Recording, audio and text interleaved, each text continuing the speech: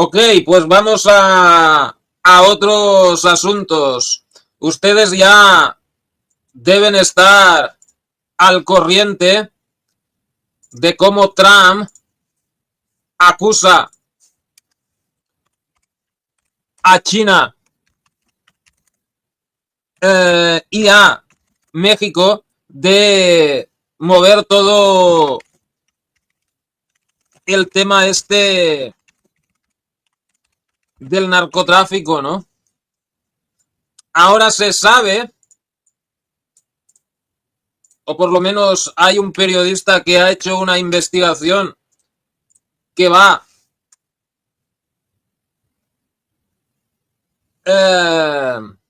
a publicar en un próximo libro, ¿no?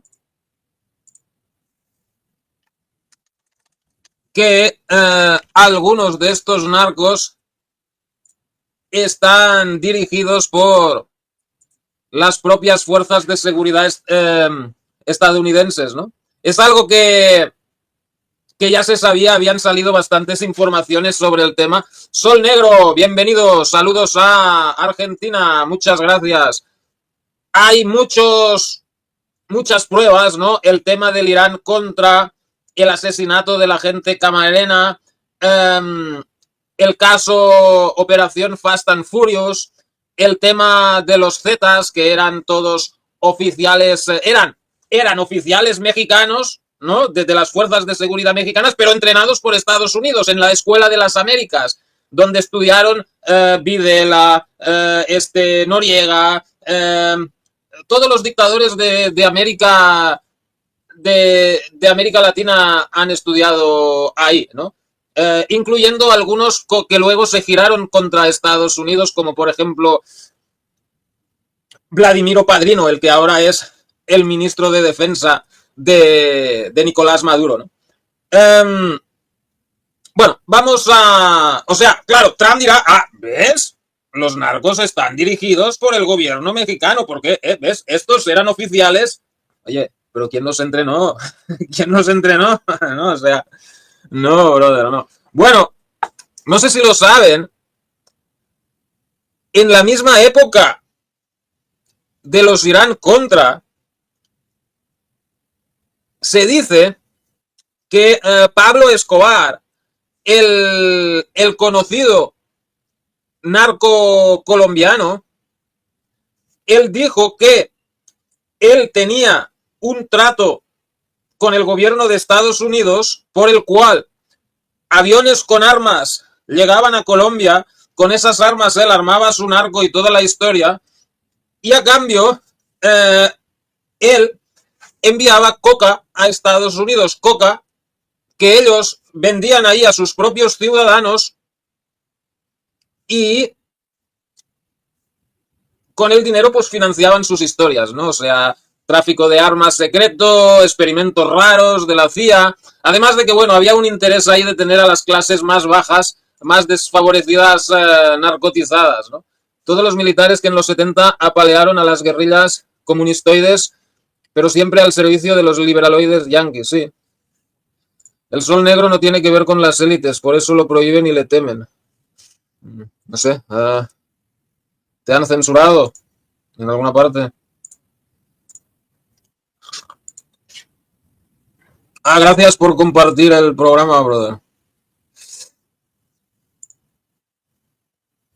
Bueno, vamos a ver un vídeo sobre esta cuestión. Puedes llevar la hoz y el martillo por la calle, pero no puedes llevar una esvástica. Bueno, eso depende de la legislación de cada país, ¿no? Aquí en Europa, por lo general, no. No puedes llevar una esvástica, ¿no? Aunque, bueno, algunos países, pues, no está tan penado, ¿no? No sé, ahora han hecho una ley en la República Checa donde se equipara, el comunismo se equipara con el nazismo, y con esa ley el Partido Comunista de la República Checa probablemente será ilegalizado, ¿no? Pero bueno, eso es otra historia. Vamos a ver un video sobre esto de los narcos y seguimos hablando.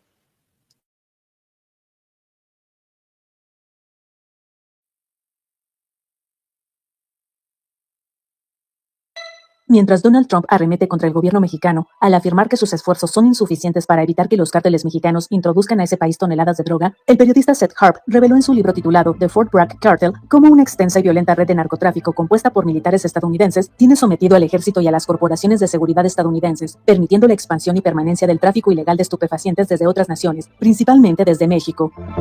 Aunque el lanzamiento de The Fort Bragg Cartel se tiene previsto para el próximo 12 de agosto, este lunes 28 de julio, la revista Rolling Stone publicó un extracto exclusivo del libro de Harp, en el que se evidencia la implicación de las fuerzas especiales del ejército de Estados Unidos, particularmente de la base militar Fort Bragg en Carolina del Norte, y el cuerpo aerotransportado en una amplia red de narcotráfico, que ha favorecido la expansión y el mantenimiento de los cárteles mexicanos de la droga. A través del testimonio de un ex policía estatal de Carolina del Norte, quien también se desempeñó como agente del Grupo de Trabajo de la Administración de Control de Drogas, identificado como Freddie Weinhoff II, se revela la extensa red de narcotráfico y corrupción que está inserta en las corporaciones de seguridad de la Unión Americana. De acuerdo con la investigación que hace Harp, todo se desencadenó en el asesinato de 2 soldados de operaciones especiales de élite en diciembre de 2020, cuyos cuerpos fueron localizados en el bosque de Fort Bragg. Se trataba de William Billy Lavigne II, un operador de Delta Force en servicio activo, y el suboficial jefe Timothy Thomas Sr., un soldado de logística y suministro adscrito al Comando Conjunto de Operaciones Especiales de Élite, señala el texto. Aunque tras años de investigación, las autoridades estadounidenses señalan a un presunto responsable de los 2 homicidios, quien está a la espera de su juicio luego de que se declaró inocente, también se sospecha del exagente Freddie Weinhoff II, quien tras terminar la preparatoria se unió a la policía de Lexington, en la que se distinguió por ser un policía muy comprometido por su labor, lo cual lo llevó a ir ascendiendo profesionalmente, momento en que se percata del involucramiento del personal de seguridad en el narcotráfico. Tras ser despedido en un hecho que involucró un conflicto de intereses de sus superiores, el ex policía se dedicó a la compra y venta de electrodomésticos dañados y defectuosos, en donde conoció a los hermanos Treviño Morales, quienes encabezaban el cártel mexicano de los Zetas, con quien se alió para el tráfico de cocaína, actividad en la que echó mano de sus conocimientos policíacos para burlar a las autoridades estadounidenses y en donde se le unieron varios de sus excompañeros policías.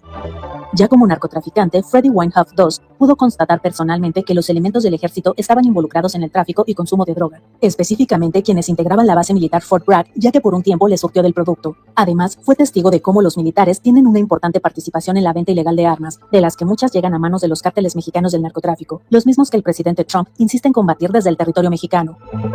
Soldados, marineros, aviadores e infantes de marina estadounidense participan significativamente en ese río de hierro clandestino que mantiene a los cárteles paramilitares de México, especialmente a los Zetas y sus descendientes, mejor abastecidos que el gobierno mexicano con ametralladoras de grado militar, granadas, bazucas antitanque, cañones rotatorios montados en helicópteros llamados miniguns y explosivos plásticos, así como óptica láser avanzada y gafas de visión nocturna, señala el texto de Harp. Desde su campaña presidencial, Donald Trump ha afirmado reiteradamente que el gobierno de México no hace nada para combatir a los cárteles de la droga responsables del trasiego de sustancias ilícitas a territorio estadounidense. Sin embargo, el libro de Seth Harp deja ver cómo las propias autoridades de la Unión Americana permiten la permanencia y expansión del narcotráfico, mediante la participación activa en el mismo por parte de sus elementos.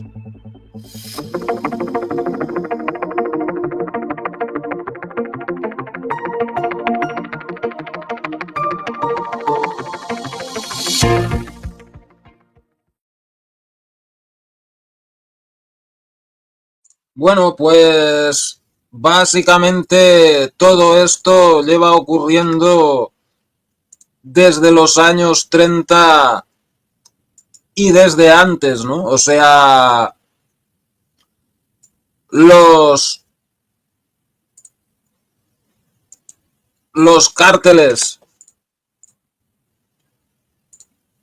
mexicanos, o sea, la propia, esas armas, algunas de esas armas que han nombrado ahí en el vídeo, no es algo que puedas ir a una armería, comprarlo y ya. Algunas cosas solo pueden haber venido de los cuarteles, de las fuerzas de seguridad de los Estados Unidos, ¿no? Y bueno, algunos se preguntarán, y oye, pero si tienen una guerra contra las drogas y las drogas están prohibidas y todo este rollo, ¿por qué ellos se dedican a vender? Sí, bueno, a veces es curioso lo de la DEA, ¿no? O sea, a veces ha pasado que la DEA está investigando un narco y detrás de ese narco está la CIA, ¿me entiendes? O sea, pero bueno, durante la Segunda Guerra Mundial se creó una alianza entre el crimen organizado y el Pentágono para reducir la influencia de las potencias del eje en los puertos y otras industrias de Estados Unidos, ¿no? Principalmente, pues les preocupaba la influencia del fascismo entre trabajadores italianos de Nueva York, ¿no? Entonces, no fue difícil crear esta alianza porque mucha gente de las fuerzas de seguridad y tal estaban metidos ya en corruptelas, ¿no? Que vienen pues de la época de la prohibición del alcohol y todo eso, ¿no? Y después de la guerra, o sea, parte del trato era, ustedes nos ayudan y a cambio nosotros los soltamos de la cárcel, ¿no? O sea, gente como Lucky Luciano estaban en la cárcel, pero a cambio de soltarlos de la cárcel se tenían que volver a Italia, no podían. En Italia entran los aliados después de la Segunda Guerra Mundial. Eh, Mussolini tenía en Italia a todos los mafiosos encerrados en la cárcel. Los yanquis llegan, lo primero que hacen es soltarlos. No solo los sueltan, sino que los ponen en posiciones de responsabilidad. A este lo haremos alcalde de no sé qué, de no sé dónde. Al otro lo haremos director de no sé qué.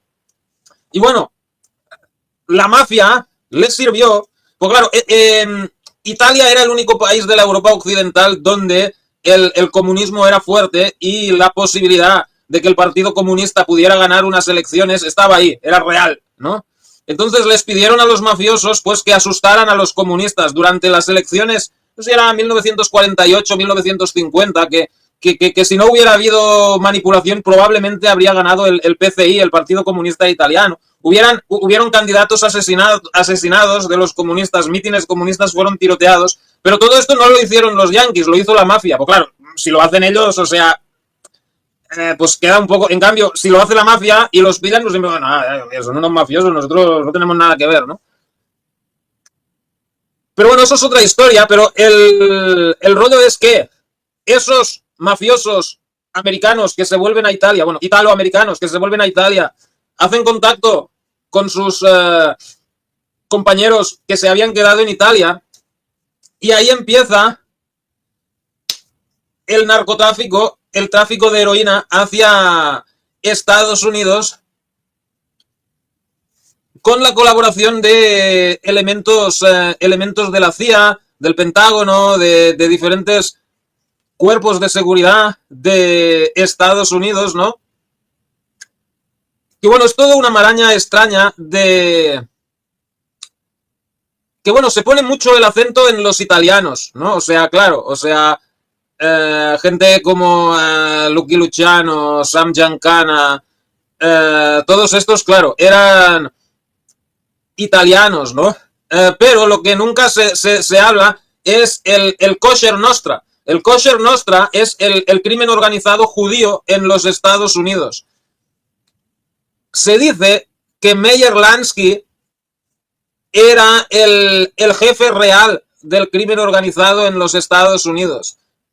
Y en esa época de la Segunda Guerra Mundial, mafiosos judíos, italianos, irlandeses se juntan para formar lo que se llamó el Sindicato Nacional del Crimen, ¿no? Y se dice que Meyer Lansky era el jefe de ese sindicato, ¿no? Que algunos rumorean que Meyer Lansky estaba metido hasta en el asesinato de Kennedy, ¿no? Que bueno, o sea, la teoría esa de que la mafia mató a Kennedy, que bueno, algo hay, había elementos del crimen organizado metidos, ¿no? Pero lo que no se dice es que todos estos italianos estaban dirigidos por judíos, ¿no? El que mató a Lee Harvey Oswald cuando lo sacaban de la comisaría, Jack Ruby, su nombre real era Jack Rubinstein, que era también del Kosher Nostra, de esta mafia de los judíos, ¿no? Y bueno, todo esto del tráfico de drogas, pues tiene que ver, ¿no? Antes de lo del Irán Contra y el crack, todo lo de los años 60, el movimiento hippie y tal, pues había ahí una operación de la CIA y todo este rollo para desactivar los movimientos juveniles de los años 60, ¿no? O sea, no seas activo políticamente, simplemente fúmate unos porros, métete LSD, haz un viaje de LSD, pero vete a un concierto, drógate y no jodas mucho, ¿ok? Ese era el tema, ¿no? Y todo eso empezó ya en los años 40, ¿no? O sea, en los años 40 y antes, ¿no? Porque, o sea, cuando se volvió a legalizar el alcohol, los mafiosos pensaron, hostia, ¿y ahora de qué vamos a vivir? De que todavía se podía ganar dinero traficando con alcohol, porque, bueno, el alcohol paga impuestos y si tú lo traes de extranjis, pues es más barato, ¿no? Eh, pero bueno, ya no se hacían los fabulosos beneficios de los años 20, ¿no? Por eso pues se empezó pues el tráfico de... O sea, en resumen, lo que han visto en el vídeo no es nada nuevo, eso siempre ha sido así. El narcotráfico lo ha movido la CIA y en última instancia el gobierno de Estados Unidos. Lo que les les he dicho antes de Pablo Escobar, que decía que tenía un trato con la CIA, que luego fue confirmado por el hijo de Pablo Escobar. Él dice que estaba metido el vicepresidente George Bush padre y que él había conocido al propio George Bush, ¿no? Entonces, bueno, no sé si eso sería así, ¿no? Porque a veces los delincuentes hablan así de como les gusta fanfarronear, pero que algo había, eso es seguro, ¿no? Beto Munguía, bienvenido, muchas gracias por estar aquí con nosotros. Tomás, ¿crees que Trump se atreva a lanzar alguna operación antiterror en México? Claudia Sheinbaum ha sido una decepción, no hace respetar al país. Es evidente, pues ni mexicana es. No sé, Claudia Sheinbaum, tengo entendido que los padres eran judíos de Europa del Este, creo, o sea, ella es judía. Bueno, hace pocos días, en una llamada que ella tuvo con Trump, se dice que Trump le dijo esa... Mira, ahí está. Ahí está. Sheinbaum, Trump sugirió en una llamada la entrada del ejército de Estados Unidos a México. Medios estadounidenses aseguran que la seguridad tensiona la relación bilateral. La presidenta de México, Claudia Sheinbaum, reveló este martes que el presidente de Estados Unidos, Donald Trump, le propuso enviar a militares para combatir el narcotráfico en territorio mexicano. Que bueno, eso puede ser un arma de doble filo. O sea, en un momento dado, pues bueno, el equipo y el entrenamiento de las Fuerzas Armadas de Estados Unidos es muy superior a lo que tiene México. No te digo que en un momento dado pueda ayudar un poco. Lo que pasa que los gringos ya sabemos cómo son. O sea, son mentirosos, duplícitos. O sea, quizá en un primer momento ellos sí aplastan al narco, ¿no? Para luego pasar a controlar ellos, meter unos narcos más controlados por ellos, ¿no? Aunque ya los controlan, pero de manera más, ¿cómo te diré? De manera más, o sea, no tan directa, ¿no? Por eso, pues, pueden guardar esta apariencia que ellos luchan contra las drogas y tal. O peor todavía, que entren en México y ya no se vayan. O sea, México ya tiene una experiencia con eso. A México ya le quitaron la mitad de su territorio, ¿no? Los gringos. El presidente Trump, sí, en alguna llamada me planteó que pudiera entrar el ejército de Estados Unidos y yo le dije que no, que eso no estaba sobre la mesa ni estaba en discusión y él lo entendió. Afirmó la mandataria durante su habitual conferencia de prensa. Bueno, si Trump quiere invadir México, lo invade y ya está. O sea, no necesita el permiso de esta mujer. Pueden insistir de nuevo, pero no está en la mesa ese tema. En cambio, pues hay otras formas de colaborar, de coordinarnos. Hay información que ellos pueden brindarnos, información que nosotros podemos brindarles a ellos en un esquema de colaboración sin subordinación y respetando nuestra soberanía, señaló. Sheinbaum realizó estos señalamientos luego de ser cuestionada por artículos de la prensa estadounidense que aseguran que Estados Unidos está presionando a México en materia de seguridad y que ello complica la relación entre ambos jefes de Estado. La víspera, por ejemplo, la presidenta desmintió de manera tajante un reportaje de The New York Times sobre la crisis que enfrenta el presidente de la Junta de Coordinación Política del Senado de México, Adán Augusto López, uno de los dirigentes más importantes del partido oficialista Movimiento de Regeneración Nacional Morena, debido a que, cuando fue gobernador de Tabasco, López designó como secretario de Seguridad a Hernán Bermúdez Requena, quien se encuentra prófugo y con orden de captura internacional por ser señalado como presunto líder del cártel de la Barredora. El lunes, sin embargo, The Wall Street Journal insistió en que la expansión de los cárteles mexicanos tensionan la relación de México y Estados Unidos, lo que la presidenta volvió a negar. Bueno, veremos cómo acaba todo esto, pero, o sea, yo les repito, los narcos son todos controlados directa o indirectamente por Estados Unidos.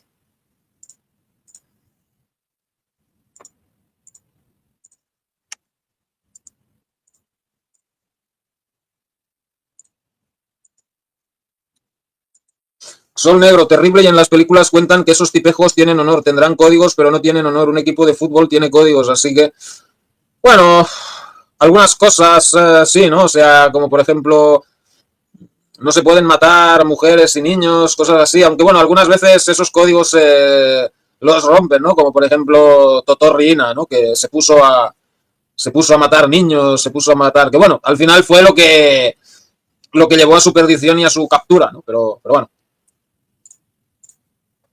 Mi idea es que en México jamás va a terminar el narco hasta que deje de lado la cooperación con Estados Unidos. Debería hacer una alianza, pero con Rusia. En Venezuela, brother, Hugo Chávez echó a todos los de la DEA y toda esta gente, y creo que en un año el narcotráfico se redujo a la mitad o algo así, ¿sabes? O sea, sí. Si dejaran de colaborar con Estados Unidos, fijo que... Aunque bueno, México tiene el problema que tiene frontera con Estados Unidos. Venezuela, como no tiene frontera con Estados Unidos, pues es más fácil, ¿no? O sea, México...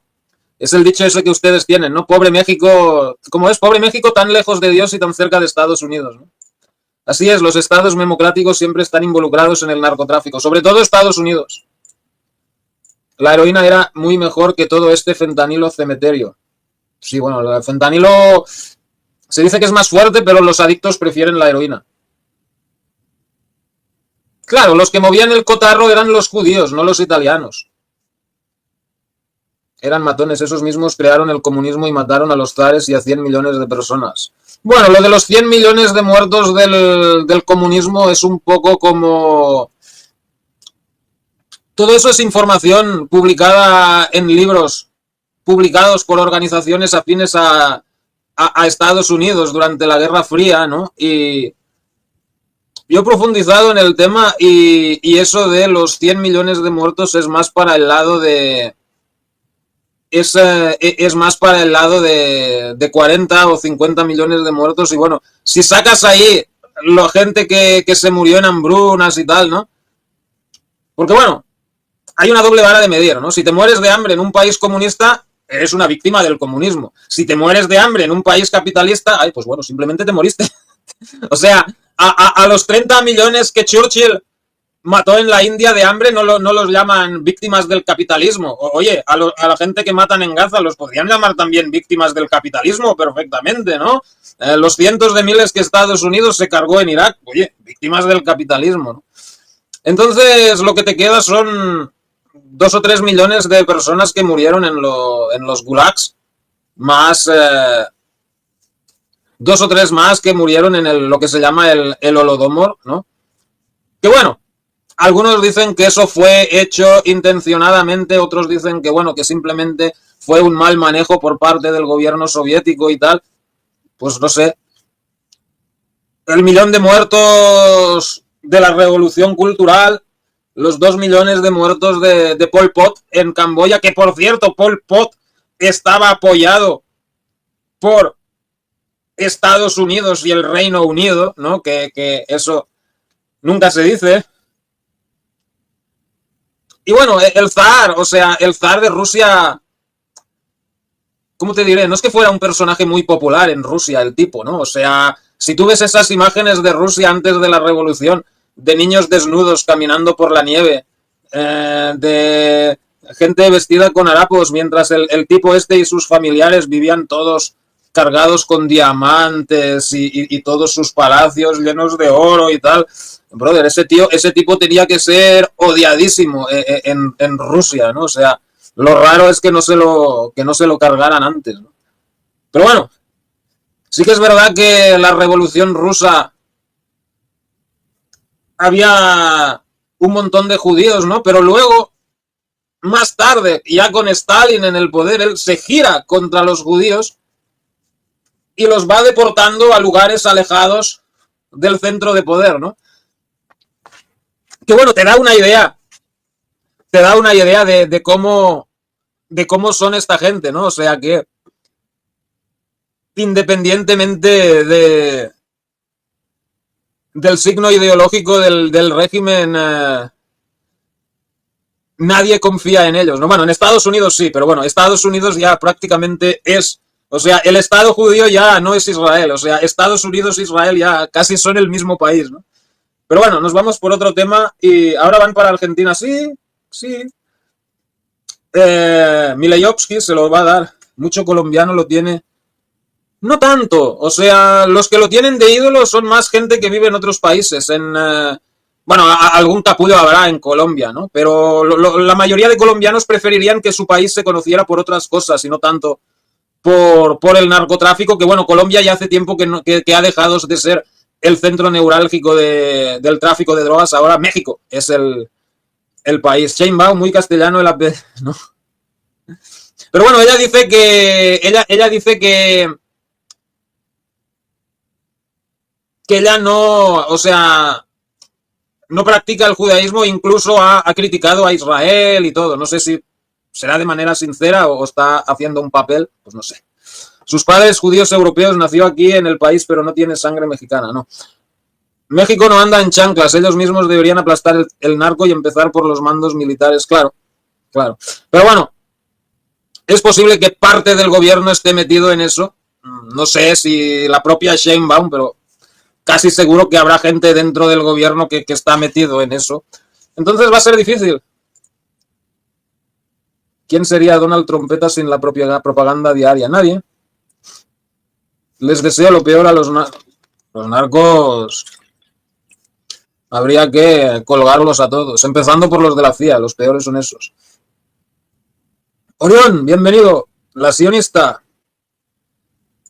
50 millones, eso es más que la población de Argentina. Sí, pero bueno, si le quitas los que simplemente se murieron de hambre, pues al final te queda algo como 10 millones, como mucho, ¿no? Pero bueno, sigue siendo mucha gente, ¿no? O sea, todos los regímenes han tenido sus más y sus menos, a fin de cuentas, ¿no? Un pequeño error el Holodomor. Bueno, no sé, yo he leído artículos tanto de algunos dicen que fue para eliminar a la resistencia del pueblo ucraniano y tal. Otros dicen que bueno, que simplemente fue la manera que se llevó la colectivización y tal. Y bueno, otros que el rollo es que, bueno, también, pues no sé, es un tema complejo. Otro día podemos hacer un programa sobre ello, pero seguro que el zar era un hijo de puta, pero la revolución fue instigada por... Sí, bueno, sobre todo Trotsky estaba financiado por banqueros de Wall Street y luego había otra línea de financiación que era Lenin, estaba financiado por el imperio alemán, por el Kaiser. El Kaiser le dio a Lenin 20 millones de marcos para financiar la revolución y a cambio, una vez Lenin estuviera en el poder, Lenin tenía que firmar un armisticio con los alemanes y ceder toda Polonia, gran parte de Ucrania, los países bálticos, o sea, casi todo el este de Europa. Lenin cumplió su palabra en el tratado de Brest-Litovsk.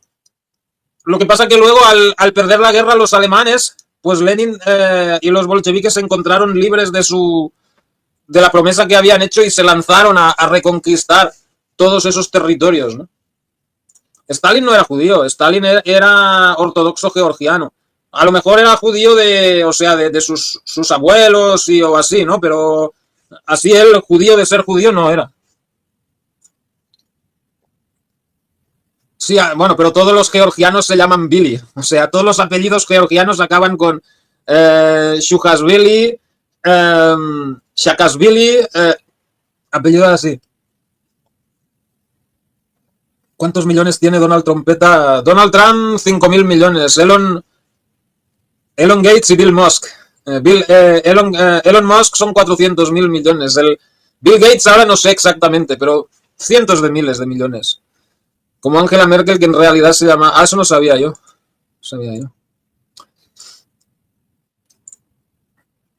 Caronte47, bienvenido, muchas gracias por estar aquí. Bueno, hablando del... Thomas y en Europa, ¿cómo se ve el conflicto de Ucrania? Ya les obligaron a la... Sí, pero no todos los países están a favor de eso. Bueno, y hablando de